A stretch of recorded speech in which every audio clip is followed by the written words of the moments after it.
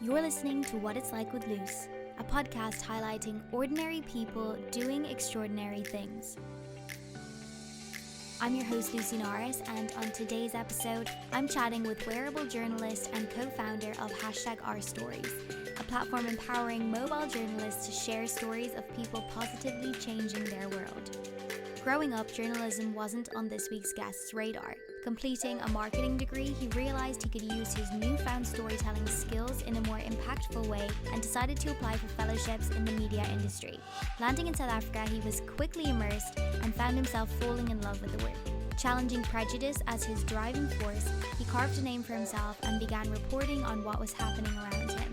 Years later, after having hitch-hiked from Durban to Damascus, reporting from active war zones and working for CNN, he decided he wanted to do things his own way, championing selfie or mobile journalism as a more powerful way to relay news. #OurStories was born and continues to disrupt the way we consume information. To share his journey, here is what it's like to be Yusuf Omar. Welcome, Yusuf. Thank you so much for joining me today. Before we get into all the details of your career, I know that you've done some really cool things thus far that I want to chat about. But I first want to know where your interest in storytelling came from and what those initial aspirations were, even as far back as when you were a child. That's a really, really great question. I don't think anyone's ever asked in that way before. I grew up, like many of us, in a post 9/11 world, right? And with the name Yusuf Omar, growing up in the UK and then Australia, and then studying in the US, and then moving to South Africa, I think I was often put in a position where you experience some form of prejudice, right? Like having to defend a religion that you might know very little about, assumptions around terrorism and those kinds of things. And of course, I'm not alone in that respect. Like there's African Americans are fighting against racism, and this has happened for a long time. But I think I really recognized that prejudice was something that I wanted to address in my life. That like I was uncomfortable with the notion of people having predetermined assumptions about me or about anything else. So for me, I think that definitely ignited something in me. That how could I do something about this? How could I address this? And then moving to South Africa after finishing a marketing degree in Australia, I finished, and the African continent was another example of a place that had suffered huge prejudice in terms of like what it represents as this big, bad, dark continent with wars and famine and child soldiers. And I was like, surely it's not that, or not all that. It's the youngest continent. It's got 7 of the 10 fastest growing economies. So my storytelling journey started at that point in 2010 when I started that trip and hitchhiked from Durban to Damascus, South Africa to Syria. And that was mainly sparked by a curiosity to challenge people's assumptions and prejudice around the African continent, and to see it with my own eyes, and to realize for myself and to be able to share that actually it's not what you think. It's safe and bountiful and an amazing space. So I hope that answers your question in a long roundabout kind of way. But I think at the core of why I got into storytelling is to challenge prejudice, discrimination, and to celebrate diversity. Yeah, I love that, especially about kind of proving misconceptions about Africa wrong. I used to live in Africa, in Namibia, so I know 100% where you're coming from with the, let's say, Western world perception of the continent and it being this terrifying place. And actually, it's just kind of like anywhere else, but more sunny and things like that. And Namibia is a great space. I actually went to cover the seal cull there in Copland once. But I mean, even the places that are big and bad and scary that do have fundamental challenges, like I get so upset by the lack of misunderstanding in the Western world about why those places are dysfunctional. How recently they had colonial intervention, how recently they've been manipulated by European countries. Yeah. And that is something as well that I'd love to challenge in my career. The idea of like, no, they're not dysfunctional and corrupt just because they are. They're like that because of the way these countries have been exploited for the last few hundred years. The massive empty mind that you've left in these beautiful nations. I suppose just taking it back a few steps before we go into that 2010 hitchhiking journey, which I want to hear the behind the scenes of that. But so I know, so you just said that you did a marketing degree first, and then I was just having a little stalk of your LinkedIn, and so you were working a bit in local press in South Africa and stuff. So how did you kind of make that leap into figuring out what journalism was, I suppose, and how it would fit for you and how you were going to make that work in your life? The first day that I fell into journalism by accident. I wish I could tell you I was the kid that dreamt of being the correspondent. I went into a marketing degree. I finished it in the US on an exchange program in the heart of capitalism in New York City, Times Square. I looked up at these huge billboards of it was like a jockey ad at the time.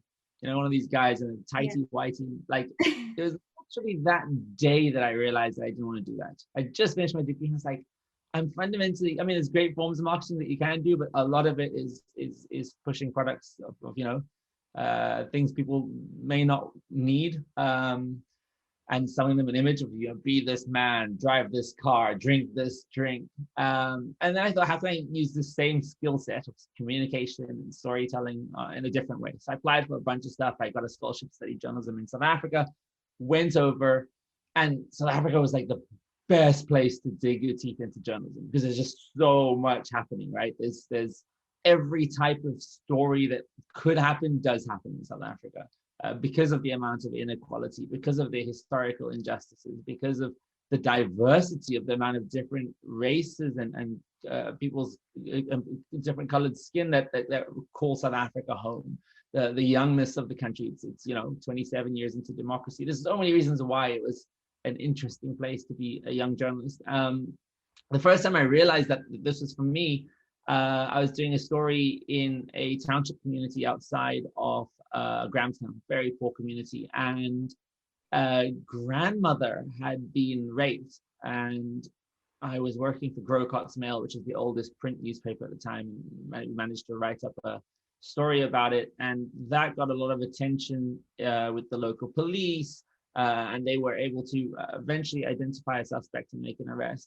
And I felt for the first time in my life a small bit of impact, the ability to create awareness and amplify something that was important, to shout out about something, an injustice. So that was the first, and it was a combination of that and pure exhilaration going into really risky situations, and also the ability to get to talk to people for a living.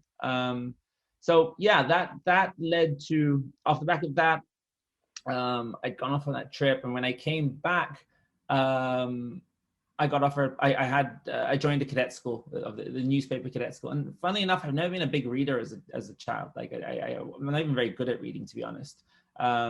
So I was surprised that I'd get a place at a newspaper. But the newspapers are a great foundation for journalism, for the basics of the who, where, what, when, why, how, the basics of fact checking, and just being on a daily diary. Like, I think people underestimate what it's like to be going out every single day, and if you don't have a story, trying to find a story. The pressure of having to come to a newsroom every morning with 3 story ideas. Every morning, you have to have 3 story ideas as you arrive. And I mean, that's something I've taken through right to my own company today. And yeah, that's just where I started building my portfolio. And I think, like, often young reporters who are trying to get into this industry, they definitely need to prioritize that portfolio. Like, cut out every single newspaper clipping, cut out every single byline that you have, stick it in a book. And when you get to that next job interview and you're moving from, if you're moving from newspapers onto television, for example, I used to come with a big, thick, it looked like an encyclopedia, like a massive book. I used to slam it on the desk and be like, look how much experience I have. I've covered this and this. I was at the World Cup and I was at Nelson Mandela's funeral and this and this and this. Because you need to be able to visualize your experience. And I think journalism in particular is an easy way to do that, because your impact is often in the form of writing or in the form of podcasts or in the form of video. Well, my next question is kind of what provoked you then? You were on such a let's use air quotes, good path in terms of forging out this career in newspaper journalism, and it sounded like you were really making a name for yourself in South Africa as a reporter there. So what provoked you then, I guess, to pack your bags and to go on this big adventure from South Africa to Syria? Yeah, well, actually, it was off the back of the university study, just before the newspapers that I did that trip. And the trip the decision from Durban to Damascus was actually to try and make a name in the industry. So I had carved out, I'd been offered some cadet school offers at News 24 and at independent newspapers group. But I knew I wanted to be a foreign correspondent. I knew I didn't just want to work in local newspapers. I wanted to go out and tell stories about, on the front lines of wars and on I wanted to cover humanitarian crisis. I wanted to be in all of these kinds of spaces. And I knew that the newspapers and local media did not have those opportunities. Everyone that I spoke to, and I emailed all of them, and they all, we don't have budget. We're actually withdrawing our correspondents from various regions. It's just easier to have the wire services, or you're too young, you don't have enough experience. So the decision to go from Durban to Damascus, hitchhiking like 12,000 kilometers, South Africa to Syria, was basically me giving them a middle finger and saying, okay, I want to be a foreign correspondent. You're not going to give me this opportunity because of whatever reasons. But what stops me being it anyway? Like, what is a foreign correspondent but a reporter who's in a foreign location? And I don't need you to do that. I can do that myself. So that's why it started. It was a low-cost way to travel across the continent, to understand Africa for itself and disprove or challenge the existing stereotypes, and to live the dream, to actually become the correspondent, and got incredibly unlucky or lucky at the end of that trip. Landed in Egypt during what would become the first Arab Spring, Hosni Mubarak's downfall, and I was in the right place at the wrong time, which is very fortuitous as a journalist. And again, just a huge opportunity to build up a showreel, now covering a big international story. So yeah, coming back from there, I ended up in the newspapers. Okay. I think that's such a genius idea. And I admire that, ambition and initiative so much that you just kind of went, okay, you're not going to let me do what I want, so I'm going to go and create this opportunity for myself. I think that's so cool. It's so inspirational.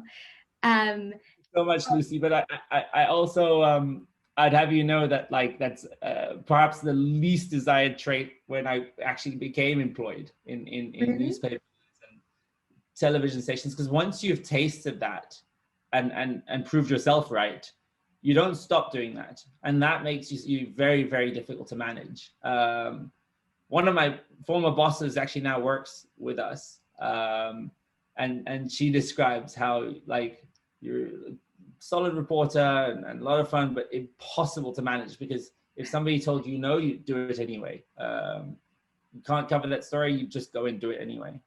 So yeah, I think it's a double-sided sword, that independence and stubbornness to say, hey, I'm going to be a disruptor and I'm going to disrupt the status quo of how this career should go.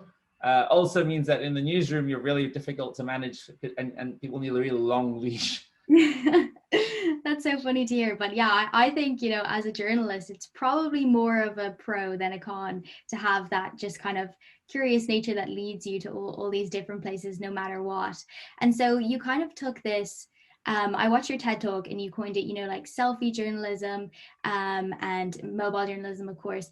You took to it kind of so well, and you didn't stop on that first trip. You went to Congo and then Syria as well after, on kind of similar expeditions. So can you tell me what it was like reporting in those war zones, I suppose, without, say, the backup of CNN or, big teams going with you to make sure that you were safe the whole time, to kind of do all your contacts for you? What was that experience like, just on, a human level? Were you scared or anything like that, or how was it? Yeah, I've never been more scared in my life. I think, you at least in my side, you romanticize over this like idea of foreign correspondents heading to the front line and covering disasters and war zones. And to be honest, a lot of it is incredibly exciting. And but on the other side, it was the scariest thing I've ever done in my life. I wouldn't want to be even 1 centimeter closer to the conflicts that I witnessed. Not and I wouldn't do it again either. Like that was a time, and I wouldn't go back to that time. I think that there's smarter ways to tell that story, at least for me in the position I'm in now, curating people on the ground. Of course, there's value to having boots on the ground, but like the risks are huge.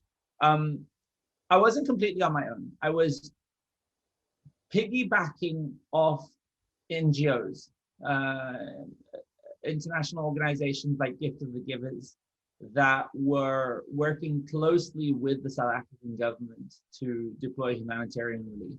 So in 2012, an ammunition depot exploded in Brazzaville, Congo. And, you know, you get this press release come out, you hear that the NGO was going. The first battle as a young reporter that really wants to be in these locations is to fight for that story in the newsroom. Convince your news editors that it's worth covering, right? Because it's some other African country and who cares? Convince your editors that you're the one that should go above other reporters that have been waiting a long time for these kinds of opportunities. And then doing justice to that story. So 2012, when I went to Congo, I was still working for the newspapers. I was at the Star newspaper at the time. And we arrived in Brazzaville, and it's just an area that's been decimated. A big ammunition depot is caught fire in the middle of a civil population. And when it exploded, like the 2 kilometers in every direction radius has just been flattened by these explosives. And there are tanks and grenades and mortar, and it's just like a junkyard of waste ammunitions, many of them still live. So you're kind of delicately maneuvering around this landscape a bit like a minefield, basically, with a team of dogs that are trying to sniff out for bodies, and going to the hospitals where, you know, there's like men my father's age that are screaming like children, having all kinds of procedures done with little or no anesthetics or pain relief. So that was an interesting experience, and also the sharp contrast going from those hospitals and that location where the trauma had taken place, and then staying at a 5-star hotel with this international NGO, and like jumping between these two worlds was an interesting experience. But for all of that, I was a print reporter, and my only mandate to my employer was actually just to do written copy. But I would strap just the night before I left for Congo, my fiance, who's now my wife, Samaya, gifted me a GoPro video camera, and I don't know how she knew that I really, really wanted it. Maybe I was talking about it in my sleep, but it was what I always wanted. And it's that little action cam that people traditionally at that stage were using for skiing and like adrenaline snaps. I had this thing strapped to my head for the whole trip. Big, bright, flashing red light back then, a big metal in a plastic case, like properly strapped to my forehead. And I captured that whole trip through my forehead. And on top of that, apart from writing in those videos, all point of view, you can see me writing little scribbly notes on notepads. I'm also taking photos on a camera. And I was at that stage already pushing to become a multimedia storyteller, even though it wasn't required, and you know, there wasn't necessarily even bandwidth for it at the organization I was working at the time. I was shooting lots of photos and sending them back so that my print copy would have original photos. I was shooting tons of video through point of view and selfie style to help establish where I was and even how I was feeling, which is something that traditional correspondents don't really do, at least at the time. And I was staying up all night and editing all of that, the videos on like iMovie or some really elementary software, and the photos I was trying to edit as well. I was sending all that back on relatively poor Wi-Fi. But without even realizing it, I had built those skill sets on the Durban to Damascus trip, where I'd already started shooting videos of myself and photos. I was now actioning those skills on an international story in a foreign land. And I think that was the start of me becoming this mojo, this mobile journalist, and being this one man or one woman band storyteller, where what would traditionally take like 3 or 4 people's roles, I was able to do to some extent on my own.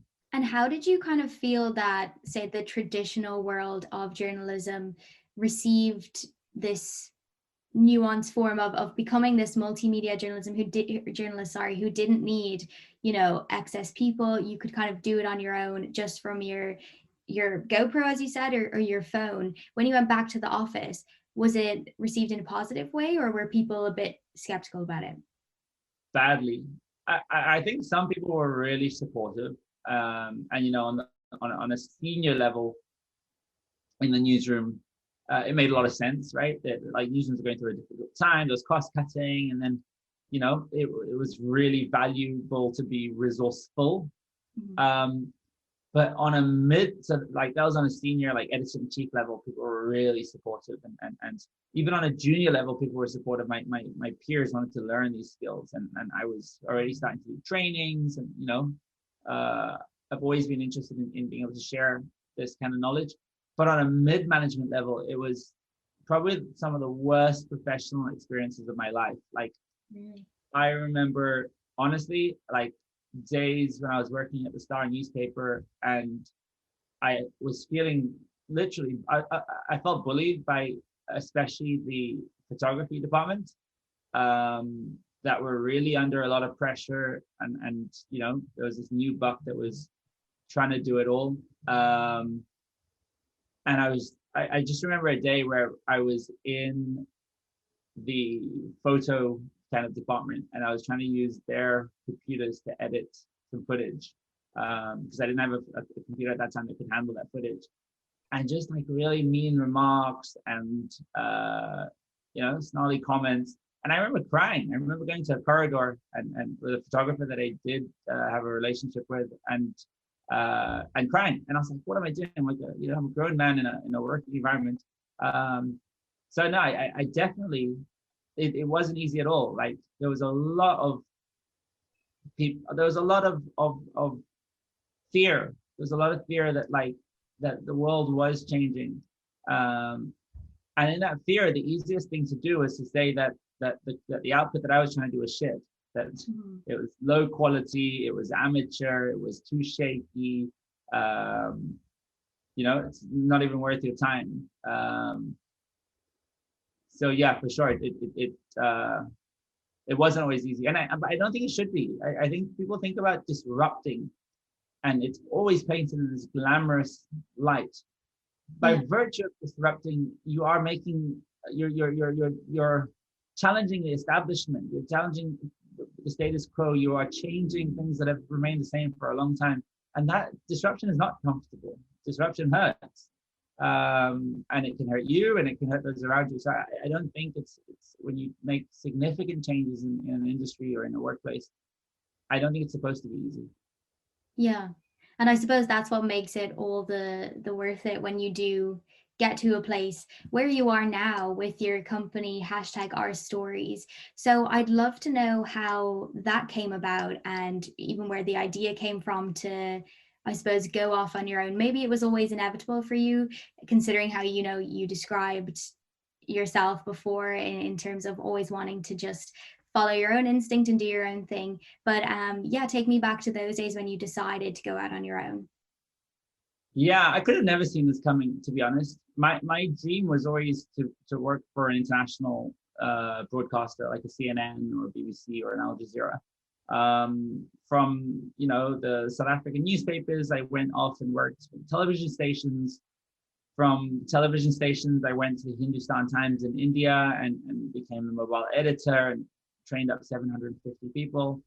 And from there, I landed what I thought was my dream job at CNN in London. as a senior social media reporter, working specifically on Snapchat and emerging platforms, and kind of being able to live what I always wanted to do, being able to cover some of the big international stories. I covered the Ariana Grande attack in Manchester, for example. But be careful what you wish for, because you just might get it. And after not even 6 months at CNN, I was never more certain in my life that I wasn't enjoying it. The first time in my life I wasn't enjoying the journalism that I was doing. I was a small part of a very big organization. I had a very defined role with a very short leash, a desk job for most part, working on the Snapchat platform.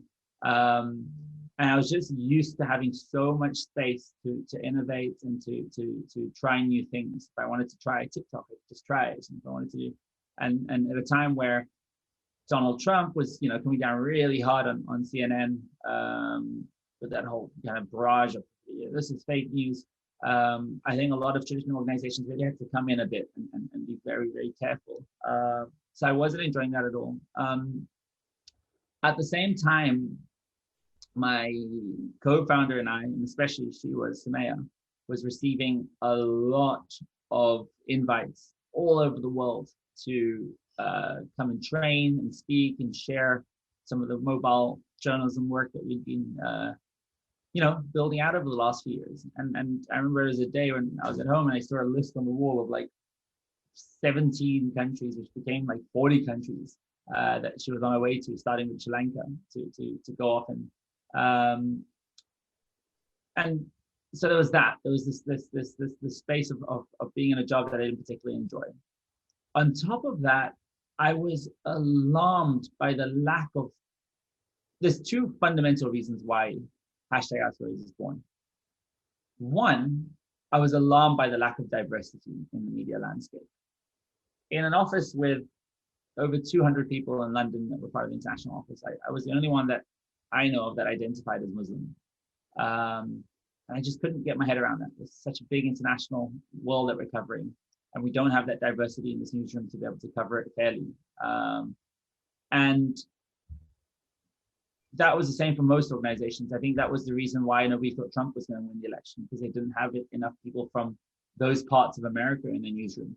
And nobody thought Brexit was going to happen in the UK, because the newsrooms are focused around this liberal bubble that is London, and they missed the broader narrative. So diversity across the board, I was just like, we keep missing the bigger stories. Like, how do we keep missing these? And we keep missing them because you stop listening to people. You're talking to experts and pundits and politicians, and your newsrooms are full of well-educated, mainly white men, and you're just out of touch with what's really going on. And we thought, okay, if we could train a generation of storytellers and do the hard work of actually going around and training them, we would get access to new voices, and we'd know what's really going on. We'd have ears on the ground. There's enough people speaking to the president and the president's spokesperson.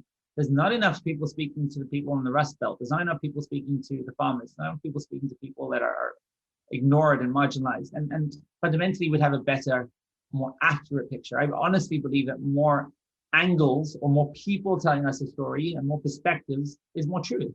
I trust 100 citizens' cameras honed in on one fire than I trust one professional reporter. So that was one. The first reason we started is because of lack of diversity.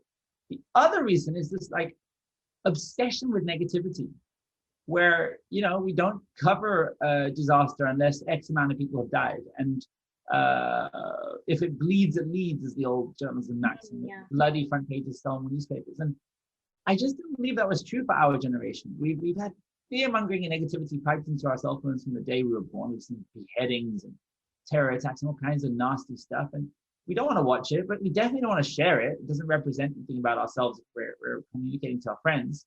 We want answers. We're faced with the climate crisis. We know it's a problem. We want to know how to solve it. So that was the second reason. That, okay, could we create a network focused on solution-based storytelling? Could we focus the network focused on constructive journalism? And that's way harder than traditional journalism. It's easy to say what's wrong. It's not so easy to say how we're going to make it better.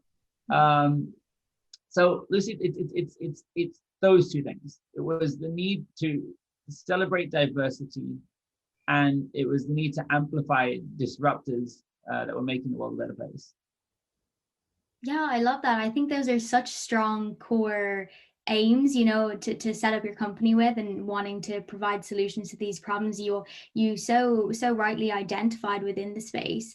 And I feel I'm curious to know your opinion on this. Coming from, you know, I studied journalism in the UK in a very traditional setting, and you know, the topic of citizen journalism would come up in a negative light from, say, lecturers, in terms of there's no fact checking, normal people wouldn't know how to do our jobs, the fact that everyone with a phone is now a journalist is the worst thing that could happen, because you know it can be a bias situation, or all these arguments, which I'm sure you know as well. So what is your take on that, you know, being someone that is such a champion of the fact that everyone with a phone can tell their own story through their own eyes, and you can bring that together to add the diversity to the world? Yeah, 2017, I got invited to speak at News Exchange, a big international journalism conference, and I was speaking off the back of Nigel Farage as a kind of counter speech, and got up, gave my talk about, you know, why I believe mobile journalism amplifies marginalized communities and we get access to better stories, and why I think it's the future of journalism. And Nick Robinson, who was the political editor at the BBC at the time, was on the panel immediately following my talk, and I'm sitting on this stage, and he says, after like I've just shared my entire life's work and how I think journalism is going to go in the future. And he says, selfie journalism isn't journalism. Selfie journalism isn't news. I would rather die than do what you do. But it sure isn't journalism. Journalism is about finding things out. And that view that, you know, mobile journalism and people with mobile phones is the greatest threat to democracy, and delegitimizes the hard work of journalists that have been profession trained, could not be further from the truth. Like, the biggest stories of our time since 9/11 have been brought to us not by professional journalists, but by citizens on the ground. From the Syrian civil war at Bana al-Abed, you know, the kid that's documenting from East Aleppo, right through to you name a story, and it's been mobile footage that helped us have a better understanding of what's really going on. Does this entire revolution of democratization of voice diminish or get rid of the role of a journalist and editor? No, it does the opposite. We need more experienced journalists and editors to help separate real from false. We need more editors to help shape and understand these narratives. We need more editors to help say, in this great amount of noise, which is social media, how do we find those valuable voices? And how do we amplify those and bring those to the top of your social media timeline? How do we get important stories to compete with the Kardashians in a funny cat video? Journalists haven't become less relevant, they've become more relevant. Their role has fundamentally changed. That's what's happened. You're never going to be the first on the ground, and people are going to find out what happened on Twitter way before you can give them the who, the where, and the what. We need to focus on the why and the how. We need to provide insight and analysis and commentary. We need to look at the constructive side and look at how we can make things better. We've got to work a lot harder. We've got deep fakes now that are easily able to manipulate a video that looks identical to Tom Cruise and can make him do all kinds of funny things. We need journalists that have got the tech skills to be able to work out if that is and isn't real. Mobile journalism, selfie journalism, people with mobile phones have enhanced and made the role of professional journalists more important than ever before. And that's the reason why I have such a big team. We've hired almost 50 full-time staff now at Hashtag Our Stories. That doesn't sound like a newsroom that is entirely relying on random footage coming in. I think the other misunderstanding with what we do, there's a lot of news organizations that will simply find viral videos and verify them and put them online. There's no value to that. If the New York Times and the BBC publish the same video of Chewbacca mum doing something funny, why would I go to either? What's the incentive to go to either of those to watch it? They're offering me the same thing. And the other thing is, a lot of traditional media organizations only really use user-generated content for two things: the funny stuff, like Chewbacca mum, or the really scary stuff, like terror attacks. And if you imagine a big iceberg of user-generated content, that's the very tip. There's so much more underneath. We don't work with existing videos that have gone viral.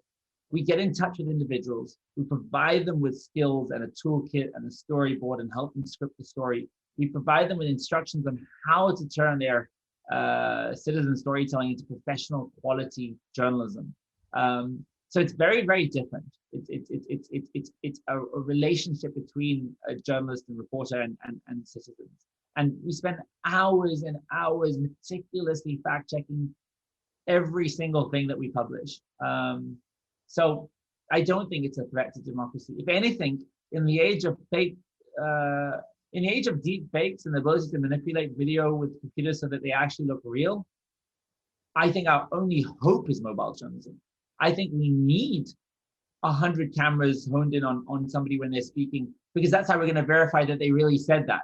Because you're going to be like, hey, Yusuf's an accurate source, Lucy's an accurate source. They were both there and documenting with their phones. So were 98 other people. Therefore, we can quite accurately ascertain that this really did happen, as opposed to one camera from one professional media organization that can be highly manipulated. Yeah, it's almost like a more accurate version of holding power to account if you have a load of footage of it instead of just one. I agree with you completely. I just think it's really interesting debate, and I knew you'd have an interesting opinion on it. And it's really cool to hear as well that when you do reach out to people or people come to you with stories, you then guide them through the process instead of, as you said, just pulling clips from, you know, their phone or them talking to their Insta stories or something like that and chucking it up on your website, which I think so many of these new platforms popping up do, because maybe the people in charge don't have that journalism background that you've had. So that's cool to hear that's how you guys operate. And obviously thus far, as you've demonstrated through the course of this conversation, you've already done so much with your career. You've disrupted, you know, you've made change, you've made impact, and now you're running your own business as well. So what does the future hold for you? What's next? It is so exciting. Honestly, we're in like a rocket ship growth right now. Like 3 years ago, it was just two of us. Today, we're 50 full-time people. We're grabbing at talent as quickly as we can find them. So anybody who's listening to this, you don't need any journalism experience. You just have to be smart and critical. And we'd love to work with you, no matter what background you're from. We're hiring lots and lots of full-time roles. What does the future look like? We've got a 9-year roadmap for where we want to be in 9 years from now. We know what we look like in 2030. And I think the decisions we're making today are preparing for that. So for now, in 2021, the goal is to launch several more daily shows. So we currently have Our Stories, which celebrates diversity and disruptors. We currently have Our Health, which is looking at people that are staying mentally strong through health challenges. And that's doing really well. We've been running Our Health for a month, and we have 80,000 subscribers already. We are launching a new show on Monday, a third daily show called Our Money. And that looks at teen entrepreneurs that are changing the world through their small businesses. And by the end of this year, we could have multiple daily shows and be producing kind of the amount of content on par with Now This or BuzzFeed or Vice. So with a different way of doing things. Over the next 9 years, our big play or big transition is that we realize that mobile phones are the primary way that people communicate today, but that will shift to wearable cameras on the face. Every single day of my life, I wear camera sunglasses. I wear a pair of sunglasses, the Snapchat spectacles with a camera in it, and I catch the world through my eyes. The big transition is that we're going to start layering the internet, or the internet is going to be layered onto the world. At the moment, the phone is a nasty, it's not a very nice way to interact with the world, right? You're looking down at a screen or you're looking through it when you are taking a photo or video. It's really exciting where the future of technology is going. The future of technology, everyone listening to this, in 9 years' time, is going to have a pair of wearable computers on their face. And it's going to be see-through like a pair of glasses. And on your world, you're going to look up at the sky and see what the weather is like. And you're going to look at the store and you're going to be able to see what specials are going on. And you're going to get to a wedding and you're going to forget somebody's name and it's going to pop up in front of you. And I don't think it's intrusive at all. I think it's less intrusive than the world that we currently have, where we're having to be consumed by our phones. I think it's going to be very minimalist, in fact. I think you're just going to get information when you need it most. And our access to the internet is going to be a lot cleaner when it's layered onto our world. We are preparing for that. We are and to be ready for that world and to be presenting journalism in that world, you need to be really conscious of the power of the camera. And you need to also be really conscious of the stepping stones to get there. So like virtual reality and these VR headsets is one of those stepping stones to get to that future. 3D video is another stepping stone. Augmented reality. Throughout this entire interview, I've had a virtual cat resting on my head is another part of that future, and we're investing a lot in augmented reality. For example, we did a show called First Person a few months ago. It was a Snap original, and that really encompassed a lot of our future planning into one show. We had the show shot with wearable cameras, so we're already playing with the technology on people's faces.